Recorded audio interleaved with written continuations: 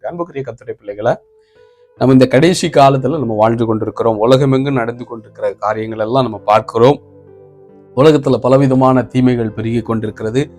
பலவிதமான கொடிய பாவங்கள் நாளுக்கு நாள் இந்த உலகமெங்கும் பெருகி கொண்டிருக்கிற கடைசி காலத்துல நம்ம வாழ்ந்து கொண்டிருக்கிறோம்.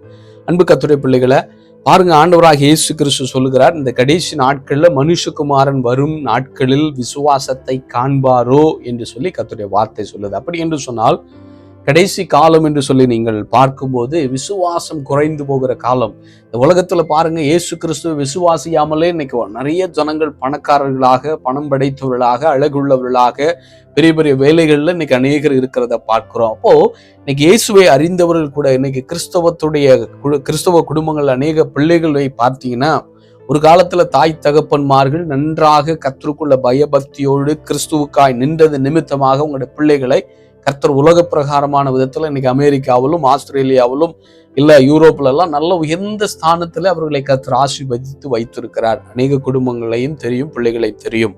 ஆனால் இவர்கள் இந்த ஆசீர்வாதத்தை பார்த்த பிறகு, உலக பிரகாரமான மேன்மையான காரியங்களை பார்த்த பிறகு அவர்கள் அநேகர் என்ன செய்கிறார்கள்? இயேசு கிறிஸ்து மேல இருக்கிற விசுவாசத்தை விட்டு விடுகிறார்கள். காரணம், அவங்க இந்த உலகத்துக்கு தேவையான பணம், பொருள், பொருள் பணம், பந்தா, எல்லா மேன்மைகளும் இந்த உலகத்தில் அவர்கள் கிடைத்ததுனால, நான் இனி இயேசு இல்லாமல் நான் வாழ முடியும், இயேசுவை எதற்காக நான் விசுவாசிக்க வேண்டும் என்று சொல்லி இன்னைக்கு அநேக தடுமாறி கொண்டிருக்கிறத நம்ம பார்க்கிறோம். அன்புக்குரிய கர்த்தருடைய பிள்ளைகளை, இன்றைக்கு ஆண்டவர் உங்களோடு என்னோடு பேசி கொண்டிருக்கிறார். ஆபிரகாமுடைய வாழ்க்கையில பாருங்க, ஆபிரகாம் செல்வ செழிப்புள்ளவனாக, ஒரு பெரிய ஒரு சீமானாக, பொன் இருந்தது, பொருள் இருந்தது, பணம் இருந்தது, பொண்ணு இருந்தது, அழகு இருந்தது, எல்லாமே இருந்துச்சு.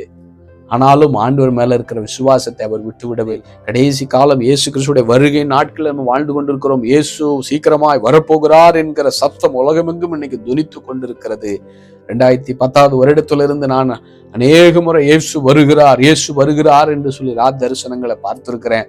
அப்படிப்பட்ட கடைசி காலத்துல வாழ்ந்து கொண்டிருக்கோம். விசுவாசத்தை விட்டுறாதீங்க.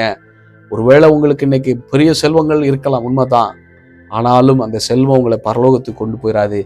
ஒரு புறம் இருந்தாலும், ஒருவேளை ஆண்டவரை அறிந்தும் நீங்க என்ன செய்றீங்க? இன்னைக்கு நான் தரித்திரமா தான் வாழ்றேன் பிரதர், இயேசுவை நான் விசுவாசி, என்ன பயன் என்று சொல்லி ஒருவேளை இன்னைக்கு தரித்திரமா வாழ்றீங்களா?